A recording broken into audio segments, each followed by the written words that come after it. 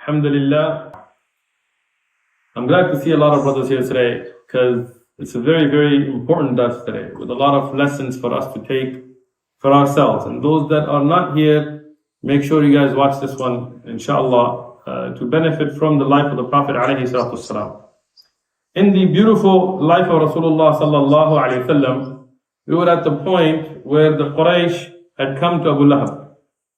And they came to Abu Talib, and Abu Lahab, Abu Jahl, Abu Sufyan, Sufyan and others, Mughira, they all came to Abu Talib to tell him to stop the Prophet ﷺ from the da'wah. And we talked about the narrations where Rasulullah ﷺ responded, the weak narrations about putting the sun in my right hand and the moon in my left hand, and the support from that, from the Hasan narration about even if they were to bring a piece of firewood from the sun to me, I would not leave the da'wah. Here Rasulullah sallallahu alaihi wasallam made it clear to them he is not stopping the da'wah. But at that time, Abu Talib, he's become older and he's weaker and he knows death is close. And the Quraysh have strength, the other mushrikeen from Quraysh. So when Rasulullah sallallahu alaihi wasallam saw this and he responded with such a firm commitment, Abu Talib, he felt the conviction that the Prophet ﷺ had with the religion. And he said a poem which I'm going to read to you. And I find it to be very interesting. And I looked it up, I found it in many of the books of Seerah and also in some of the books of tafsir.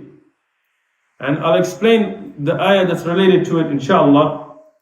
And even though you might find some of the wording a little bit different in some of the books, but the poem in essence, he says, Wallahi la yuslihu ilayka bi jam'ihim. Abu Talib now, he is saying this to the Prophet ﷺ. He's telling him, I swear by Allah, they will not reach you with their numbers.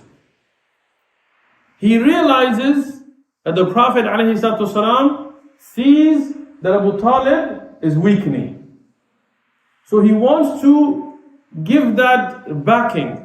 He wants to give that itminan, to have a peace that don't worry. Even if I'm getting older, even if I'm getting weaker, I have your back.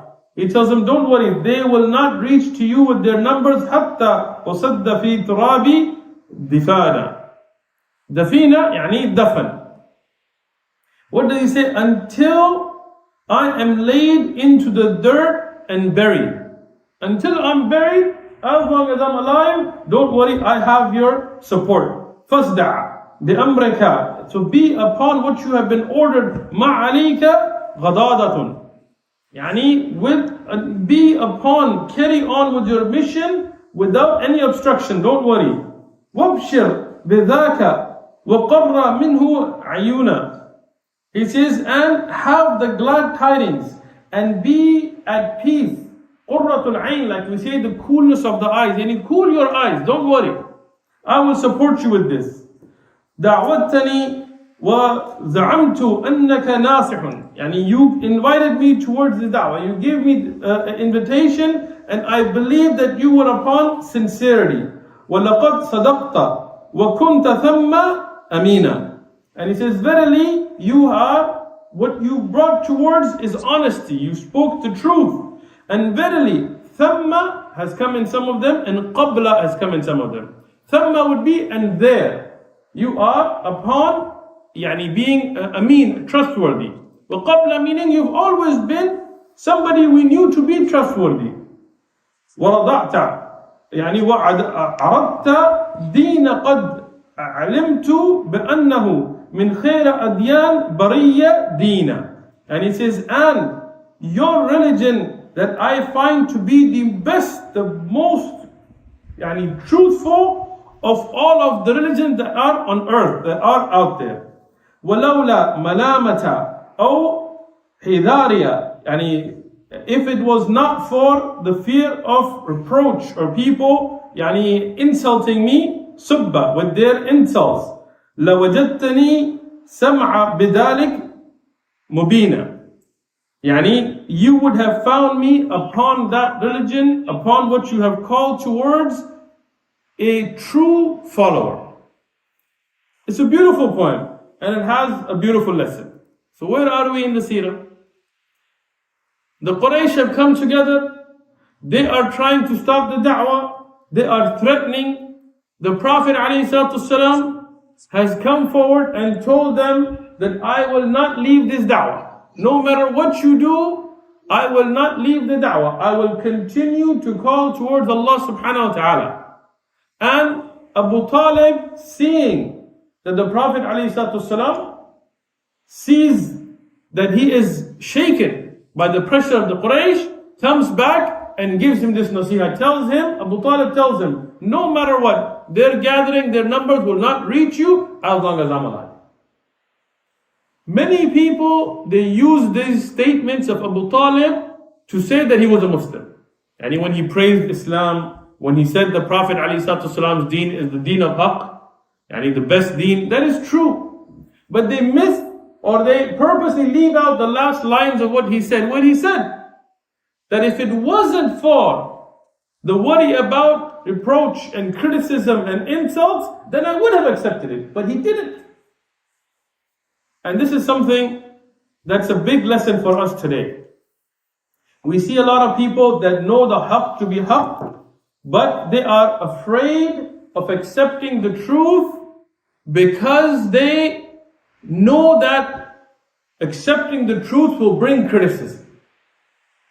Yani, sometimes people see something to be bid'ah, they see something to be an innovation, and they know it's an innovation. But they know that if they come out and say this is an innovation, they'll lose followers. They'll lose people coming to their masjid. They will lose funding. They will lose views. They'll lose subscribers. They will have people label them Wahhabis or fundamentalists or whatever. So because of that, they're afraid to speak the truth. And know that just knowing something is not enough. Many kuffar, they know Islam to be the haqq.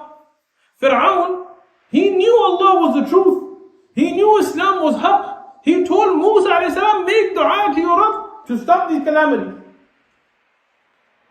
But he didn't accept it. And that is important for us. Not just to know the truth, but to accept the truth. And to act to the best of our ability in accordance with the truth. Today, we have this culture of cowardly attitudes. Yeah? So people, I was just invited to a conference, not the one I'm just going to, another one. And they said these are subjects and nobody is willing to tackle them. Because nobody wants to talk about LGBT and nobody wants to talk about trans issues, nobody wants to talk about abortion, nobody wants to talk about standing up against these things because all those Muslim speakers invited are afraid to tackle it. And this is a conference within the US. Don't start taking it somewhere else, right? And I told them, look, I will speak about all of them. Why? Because if we know the haqq, we cannot be afraid of it. And when you speak the haqq, you will always have people criticizing you. You will never be 100% liked. The Prophet ﷺ was continuously criticized. The Sahaba were criticized. We think today as if Abu Bakr and Umar and Uthman and Ali radiallahu anhum, their khilafah was such, and the Romans were praising them, and the Persians were praising them, and the Munafiqeen were praising them. No! They were constantly being criticized. Why? Because when you speak the truth and somebody is on batil, then they hate it. But don't be like Abu Talib. When you know the truth, but you're afraid to speak it, or you're afraid to accept it, because you're afraid you'll be labeled something. You'll be off the manhaj. Somebody's gonna say you're this, or you're that, oh you go here, why did you say that? No. When you see from the Quran and the Sunnah, and you see where your iman increases, with what you see, say, and your heart feels this is the truth, stick with it. Here, after this beautiful statement from Abu Talib, saying by Allah, they will not reach you with their numbers until I'm laid and buried in the dust. So carry on with the order that you have been tasked, the mission that you have been given, and receive glad tidings in the peace of mind, the coolness of your eyes. And you have presented a religion that is the best of the religions that are out there, and it had not been for the fear of blame and insult, you would have found me firm believing in it. At this time, we see that the Quraysh, they started to speak to Abu Talib. They started to warn Abu Talib, oh no, don't leave the religion of your parents. They, Quraysh, now saw that Abu Talib knows that the religion of Muhammad alayhi salatu wasalam, the religion that Muhammad alayhi salatu is calling toward, the religion of Islam, is the haqq. So they became worried. They started telling him, what about your father? What about your grandfather? What about the people? Now, some people, they try to, because of ta'assub, because of ghulu, because of their partisanship or their over-exaggeration, they start to say, everybody from the parents of Rasulullah sallallahu alaihi wasallam onward, the whole lineage were Muslims. If the father of Abu Talib and his father and his from the lineage of Rasulullah sallallahu alaihi wasallam, they were Muslims, then why would they tell him, what about the religion of your father? And then they would have been Islam. Again, we have to take everything with the truth. Here, we see the ayah, Allah subhanahu wa ta'ala says, وَهُمْ يَنْحُونَ عَنْهُ, that they are the ones that call away from it. This ayah that we find in the tafsir of it, Muhammad al-Hanafiya, the son of Ali ibn Abi Talib, and others, Dahak and others, they have mentioned that in the tafsir here in Surah Al-An'am, in the 26th ayah, he said this ayah was revealed about those Quraysh, that they prevent people from listening about him, about Rasulullah or listening to him. And this ties together the revelation of the Quran and the Seerah, and also a lesson for us. If you cannot follow the truth, don't stop others from it. And maybe you have some weakness in Iman. Maybe you have the inability to practice some hukm of the Sharia. That doesn't mean that now you should start saying, oh no, it's not important. Oh no, it's okay. Today, people know the truth, but they water it down and they stop others from stopping from it. What does that mean? Some people, they study. So they know that worshipping grave, or worshipping at graves, or worshipping the one in the grave by making dua to the one in the grave. We know that Rasulullah sallallahu alaihi wasallam said about the dua, فَهُوَ الْعِبَادَةِ. When you make dua to somebody, you are worshipping them. So some people know that you go to a grave and you make dua to the one in the grave. This is as if you have worshipped the one in the grave. But not only do they water it down, but they try to make anybody else that stops it seem as if they're extreme. Oh, you don't respect khilaf. We don't respect shirk. That's what you're asking. And even this khilaf, whether this type of water is tahur or tahir, khalas, we respect that. Even then we follow what has the strongest adillah. But we respect khilaf of ulama. But when it comes to shirk and tawheed, la. We can't respect shirk. Here, the Quraysh, they came up with another plan. This is not going to work.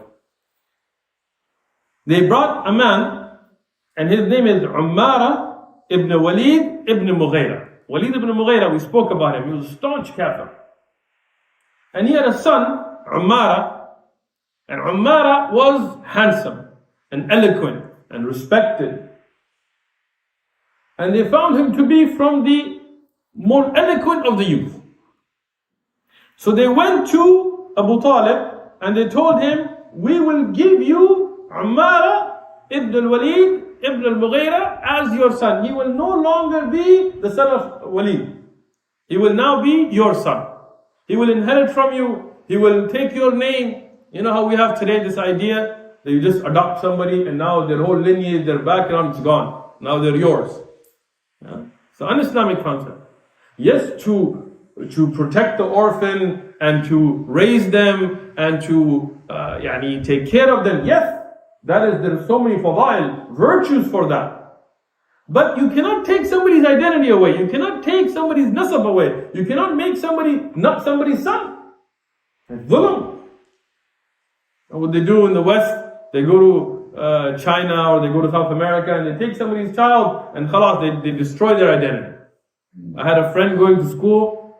I was in high school with him until he was Mexican. Ethnically, he looked like me, his skin color was like me, and we even looked alike. Alhamdulillah, he became Muslim at a time. His name was Mike Sage. And he was adopted by two white parents. White as like that wall, or my soul. And they didn't tell him. He came to high school and he didn't realize that those weren't his parents. And when he came to my school, we were bad kids, we looked at him, we were like, those aren't your parents. He was like, what do you mean? Those are my parents. Like, no, not your parents, you know. And then he went home and he talked to them and they told him and it destroyed him. Because all these years he was brought up on a lie. I don't know how he didn't notice, but in Islam we don't do that. We let people have their identity. Even if a woman gets married, you don't change her last name in Islam. You let her have her nasab. She's not your slave, you didn't buy her. Even if somebody's a slave, you don't take their nasab.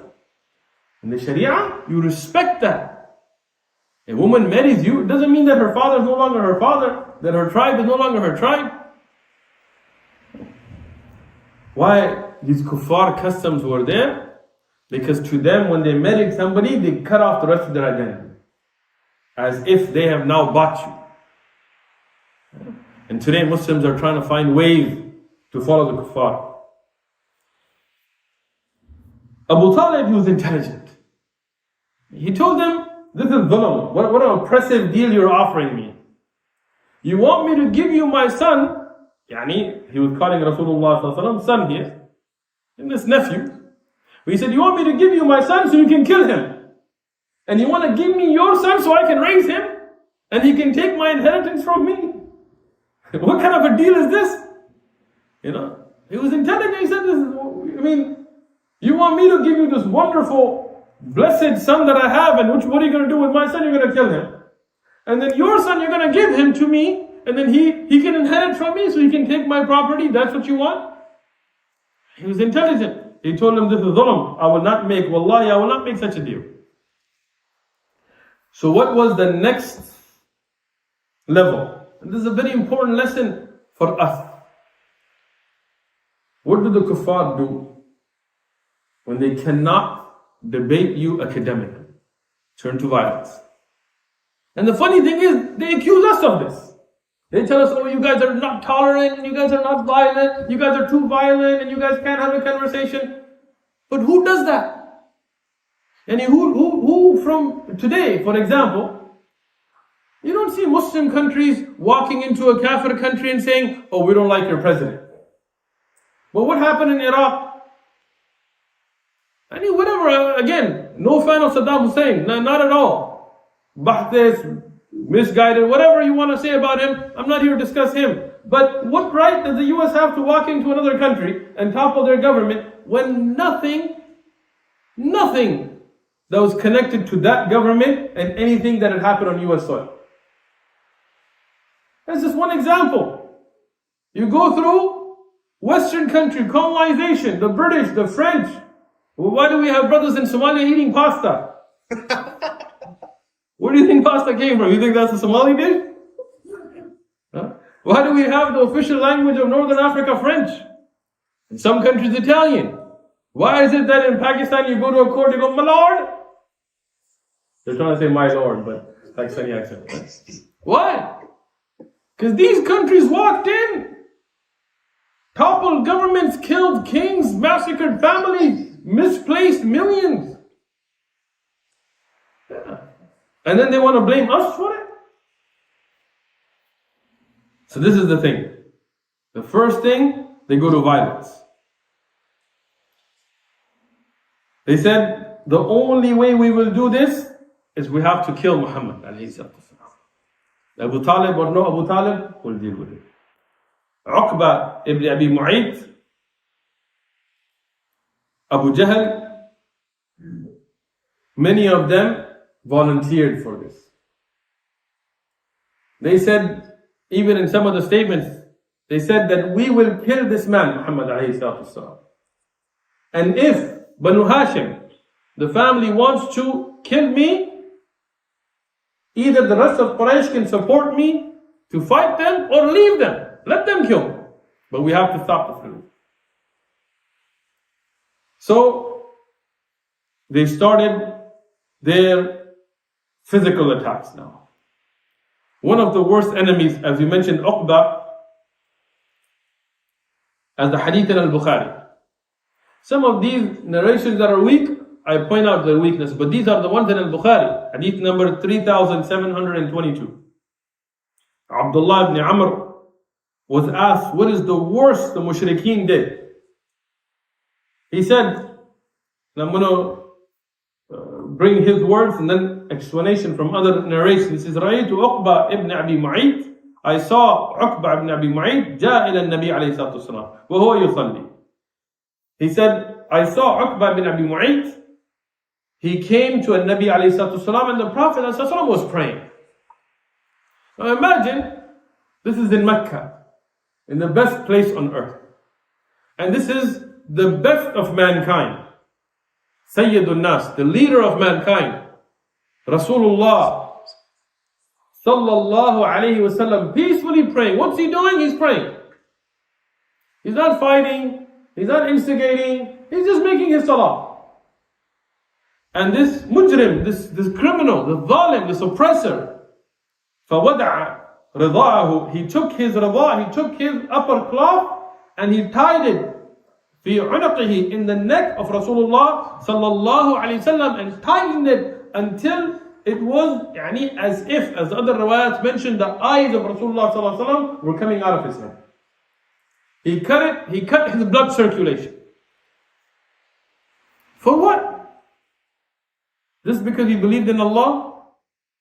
Because he was praying to one Allah? And here, Abu Bakr radiallahu anhu, the great companion, the Khalifa, how can anybody ever speak an ill word about such a man? That at that time, in Sahih al-Bukhari, at that time, who was the one and came as the nusra of Allah, as the help of Allah, and came and supported the Prophet ﷺ, Abu Bakr radiallahu anhu, he saw the mushrikeen there, and he pushed one, and he punched another, and he pushed them back, until he freed the Prophet ﷺ, and they started beating him. He took that beating for the Prophet ﷺ.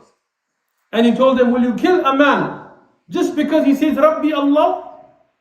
He told them, will you kill a person just for saying my Rabb is Allah? What dhulm is this? What oppression is this? And we see the same today. Our brothers and sisters in Bosnia that were killed and massacred, our brothers and sisters in China that are being tortured and killed, for what? Just because they say Allah is our Rabb?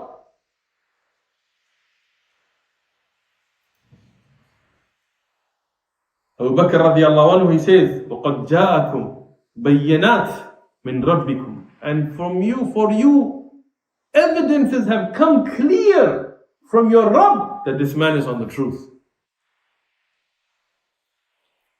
This was not it. As we see in another narration, Abu Jahl, he came with a rock, and his intention was to drop that rock upon the head of the Prophet ﷺ. And when he came forward and he was about to kill the Prophet ﷺ, in his mind, he said, I saw a huge beast. In some of the narrations, he said it was as if it was a huge camel, and it was staring me down, and he knew if I moved forward, it would kill me. And he stepped back and he dropped the rock. And the people asked him, what happened? Well, how? You were right there. He was praying. His head was down. You could have killed him. He says, I couldn't. I saw this thing. The Prophet ﷺ, in some of the narrations that are mentioned in the Kutub of Seerah, he says this was Jibreel ﷺ. In some other narrations, this was from the Malaika. What does it tell you? Allah protects His people. You will be tested. You will have to be patient. But either Allah will send somebody like Abu Bakr radiallahu was sent, or if not, even He will send malaika. Now He could have ordered the Prophet to fight, but Rasulullah was given the order that he couldn't fight at this time. Everything has its time. Many of the Muslims, this is our problem. We don't understand things have their time. Everybody wants the Khilafah back in a day. Everybody wants, you snap your finger and hundreds of years of people leaving Salah and people destroying the religion and ulama being killed, all of that will be gone and suddenly it will be time of the Salaf again. No, that's not the way it works. You have to be patient. You have to fix the ummah. You have to call people towards tawheed. You have to make rad of shirk. You have to prepare the ummah to be ready for such a thing. We see the hadith in the Sahih of Imam al-Bukhari, hadith number 3185. Abdullah ibn Mas'ud radiyallahu anhu, he mentioned that Rasulullah sallallahu alayhi wasallam was making salah, peacefully, making his salah, not bothering anybody. And Uqba ibn Abi Mu'ayt, the criminal, the Talib, in some of the narrations at the encouragement of Abu Jahl, he took the intestines of the camel. You know, if you ever slaughtered an animal, you cut up the animal and then you take out the intestines, because the intestines filled with poop. And if you don't take it out, then the meat's going to rot from it. And if it cuts and it leaks, then you got to wash that whole because it's filthy. So the intestines of the camel, they're huge. It's not like a goat. And it's filled with that which smells bad. Rasulullah sallallahu alaihi wasallam was a person that loved to smell good. He loved to be clean. So here, he took the intestines and he threw them on the back of Rasulullah sallallahu alaihi wasallam while he's making salah. And the intestines of the camel are heavy. It's not a goat, it's not a chicken. They're heavy. So heavy he couldn't raise his head, alayhi salatu wasalam. Here, when he was able to, the filth from it got on him. As we know from the Sahih Riwayah, Fatima radiallahu anha, the daughter of Rasulullah sallallahu alayhi wasallam, the woman from the women of Jannah, she came and she started to clean the beard of her father, crying. Imagine that hardship. Today we're ashamed to be known as Muslims, to dress as Muslims, to pray in the open. Imagine that best of mankind, Rasulullah sallallahu alayhi wasallam, and his daughter is crying. And he's telling her, don't worry. This religion will reach every household. Can you imagine at that time? No way. They couldn't have imagined it. Today we see it. Rasulullah sallallahu alayhi wasallam, in the authentic narration, he responded to them by making dua against them. At a time, enough is enough. We see that some people expect Muslims to always be weak and to never respond with strength. But that's not the way it is. We're patient, we're fair, we're just, we're peaceful. But at the time, enough is enough. Rasulullah sallallahu alaihi wasallam told them, Allahumma alayka, Ya Allah, upon you is the leadership min al-Quraysh. Allahumma alayka, oh Allah, upon you, meaning to take care of Abu Jahl ibn Hisham, and Uqba ibn Rabi' and Shayba, and Uqba ibn Abi Mu'ayt, and Umayyah ibn Khalaf. These five, Rasulullah sallallahu alaihi wasallam made dua against them. And none of these five became Muslim. And at that time, there were other enemies of Islam like Abu Sufyan. And at this time, Umar ibn Khattab. But you see, Rasulullah sallallahu alaihi wasallam never made dua against them. In fact, he made dua for Umar ibn Khattab. But these five, when the dua was made against them, they never became Muslim. And around Badr, all of them died. Some of them in the actual battle, like we see, and some of them up to it or back or after it or so on, but they all got killed in Badr. Regarding Uqba bin Abi Mu'ayt, according to Imam al-Bukhari in his Sahih, and Ibn Sa'ad in his Tabaqat, and Abu Dawud, he died in the battle itself. In the narrations of Ibn Hisham and al-Mubarakpuri in his Rahiq, he was killed as a war criminal afterwards. But either way, he was killed in Badr. Al-Hakim, in his Sahih, he mentioned hadith number 3984, Al-Bayhaqi in Dalal al-Nabuwa as 622, and Abu Nu'aym as 220, that Utbah ibn Abi Lahab. Who was Utbah? He is the son of Abu Lahab.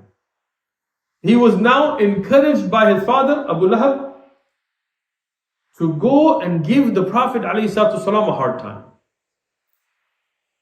Utayba and Utbah were both the sons of Abu Lahab, and both the husbands of the daughters of the Prophet ﷺ. Which daughters? Ruqayya and Kulthum. And Utbah, and according to some narrations, Utayba at first had shown to be accepting Islam. What does that mean? They were the son-in-laws of the Prophet ﷺ. And the Prophet ﷺ, no doubt, had the best characteristics and had the best of manners. So everybody liked to keep a good relationship.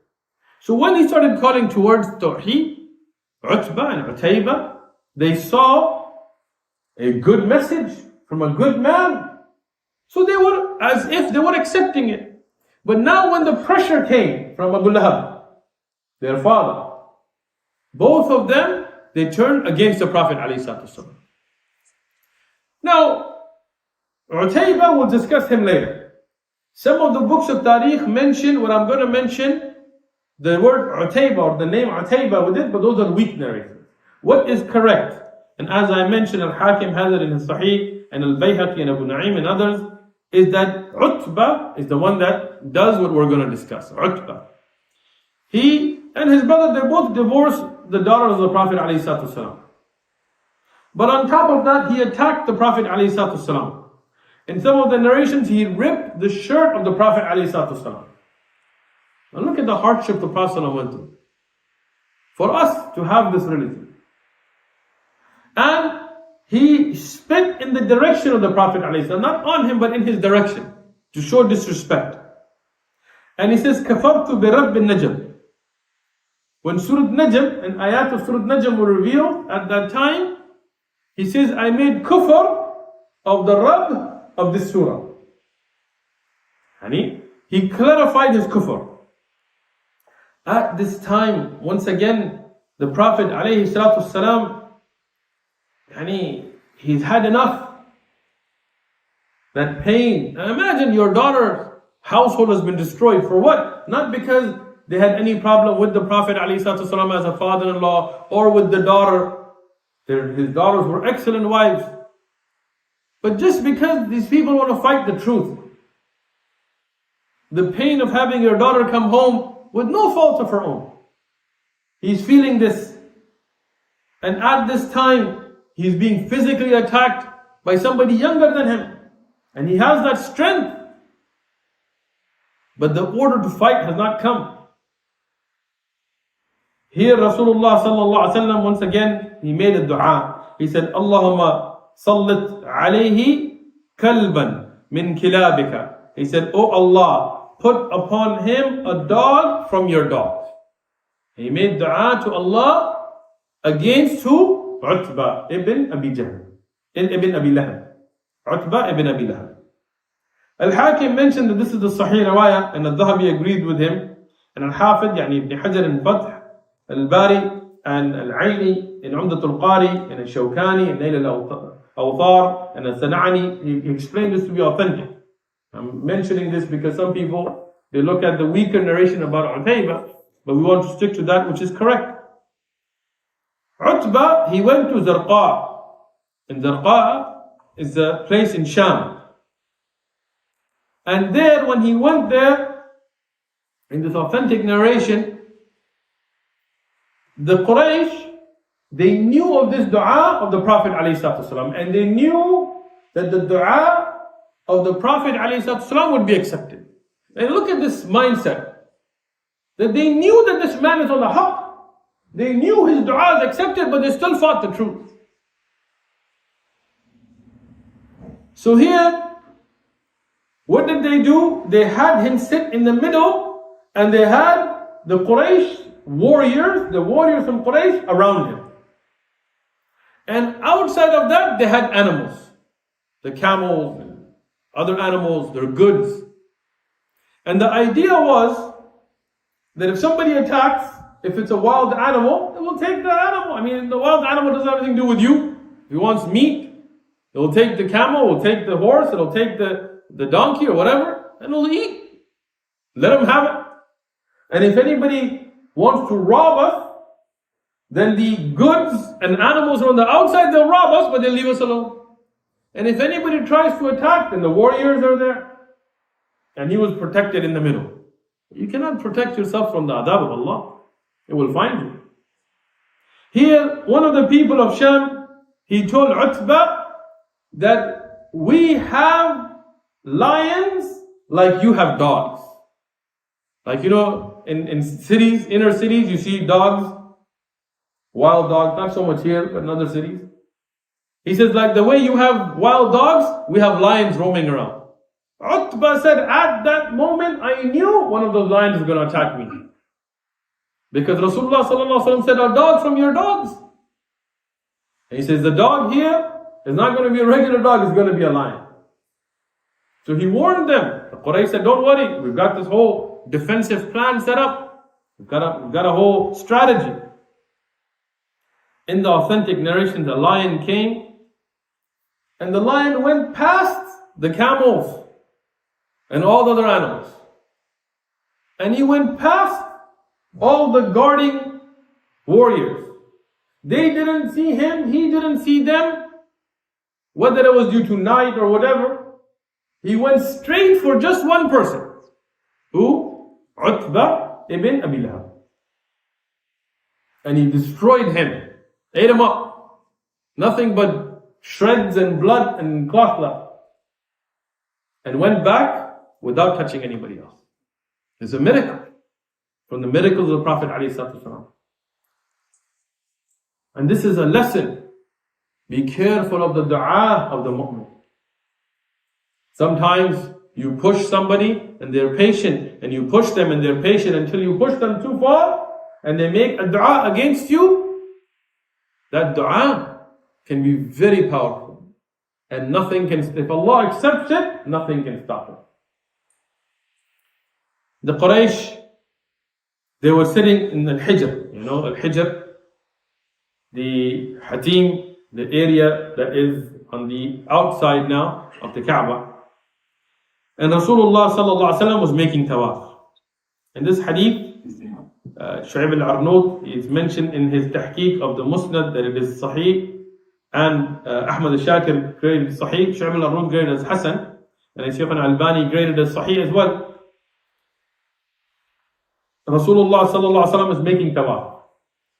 And they start to make fun of the Prophet ﷺ. They start to mock him.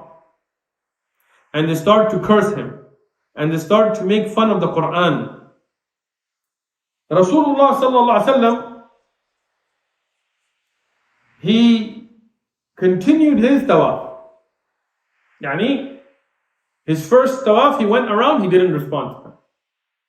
And when he came by again, they started to mock him and curse him, and to mock the Quran and to make jokes. Rasulullah sallallahu alaihi wasallam went again, and he ignored them. He was patient with them. The third tawaf, when he came, and they continued this, he became upset. He told them, تسمعون يا معشر.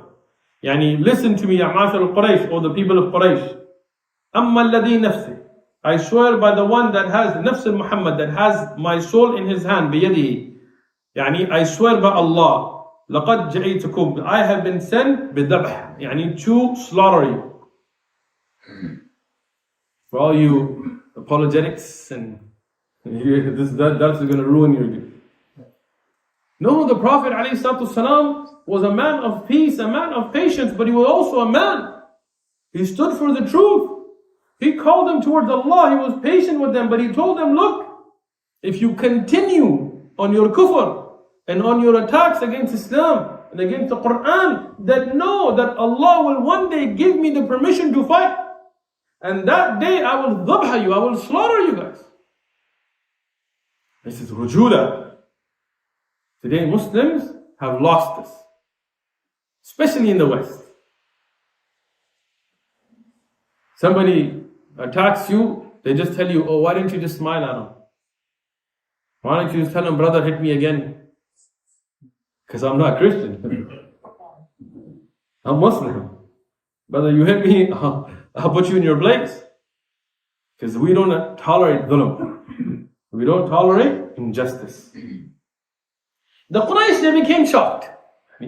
Because this is the weird thing today, you know. People push you and push you and push you and expect you to take it and take it. When you stand for your right, then why are you getting upset? Why are you getting me angry? This happens to us, you know. Sometimes I tell somebody, you're an idiot, go walk your dog. Your little dog.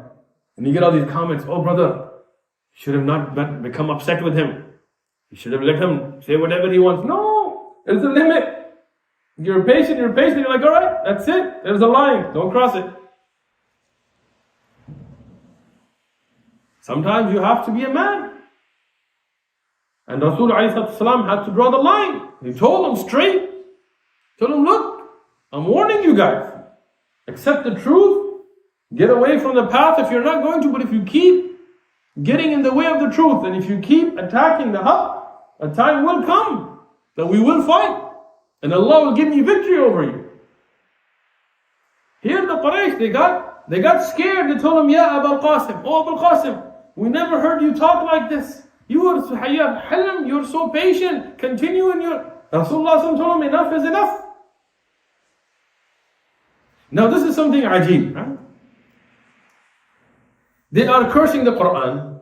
They are cursing the Prophet ﷺ. They are physically attacking the Prophet. They're massacring Muslims. They killed Sumayya radiallahu anha. They killed Yasir radiallahu anhu. They're torturing Khabbab. They're torturing Bilal. They're doing all of this thing against the Muslims. And when the Prophet ﷺ just says a word back to them, they're like, what's wrong with you? Why are you upset? Why are you talking like this? And it's the same thing today with us. We get attacked, we get called names, and when we stand up for our haqq, our truth, then they're like, oh, you're extreme, you're harsh, you're this, you're that. No. You have to have that balance, but that balance doesn't mean that you let people walk all over you. The Quraysh, they went and they started to discuss. They said, you know what, it's funny. We were attacking him and we were cursing him, and when he just spoke up against us, we all became afraid. What's wrong with us? So next day, they went again. And Rasulullah sallallahu alaihi wasallam was making the tawaf.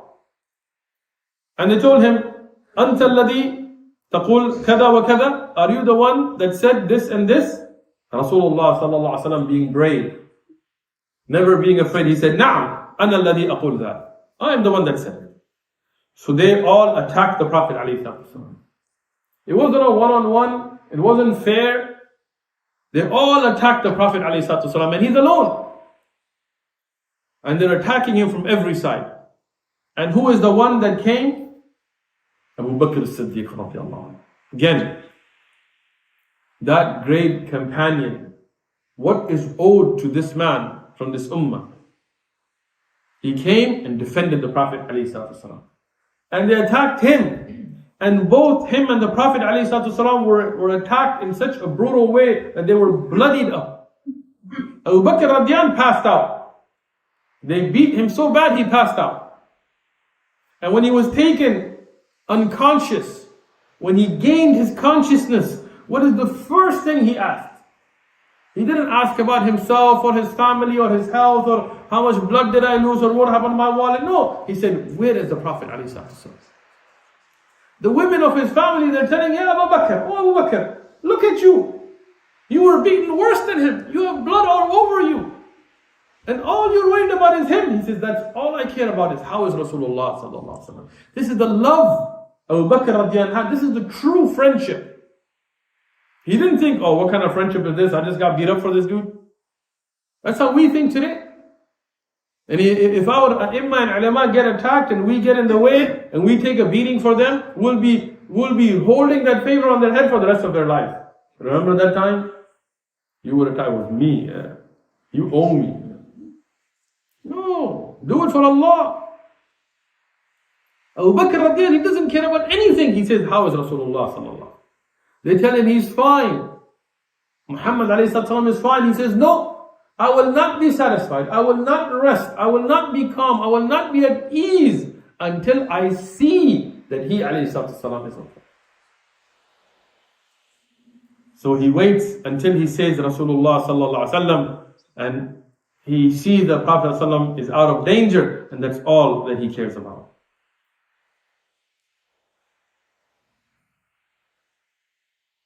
At this time, Abu Jahl, he decides to go and attack with a rock in hand, to go attack the Prophet ﷺ. And as he heads towards him, Ibn Hisham has this, Ibn Ishaq, Ibn Kathir, Ibn Hajar al-Isaba, graded to be a sahih narration. He throws the rock and curses the Prophet ﷺ, where the rock hits the Prophet ﷺ and the Prophet ﷺ starts to bleed. As he's bleeding, one of the slaves, a woman who was a slave of Abdullah ibn Jad'an, she sees this and she runs to Hamza ibn Abdul Muttalib.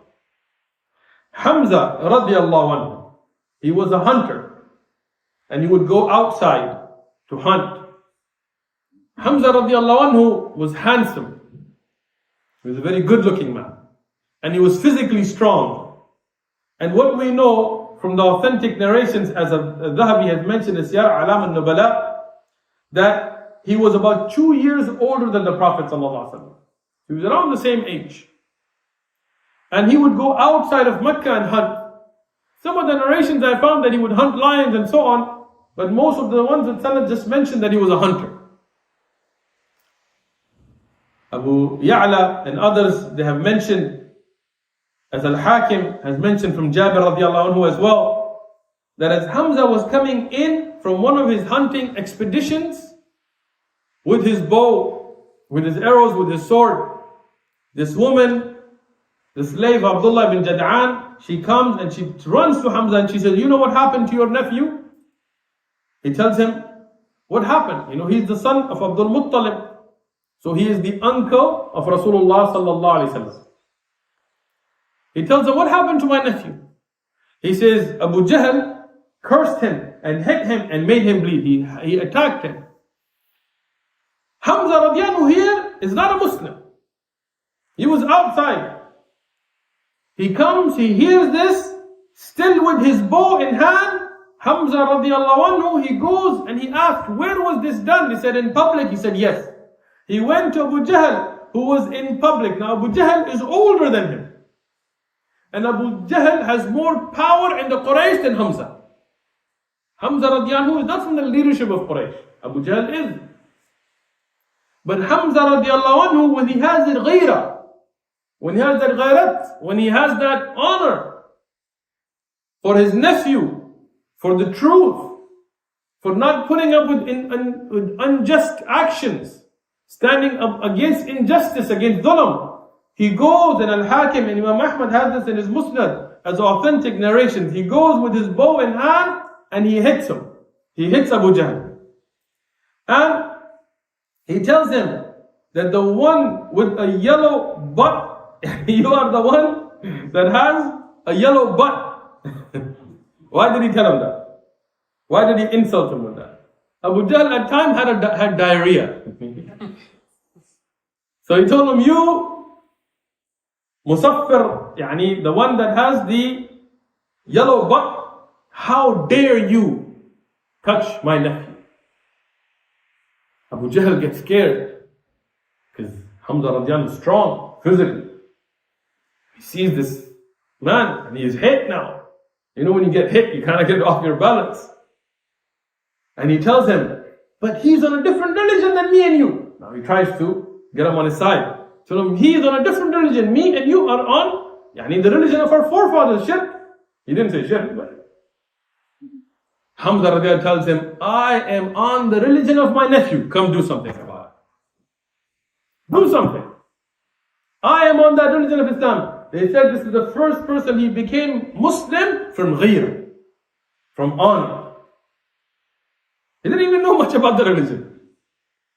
But he said, I am on the religion of my nephew, come do something to me. Abu Jahl and the Quraysh, they become afraid, they run.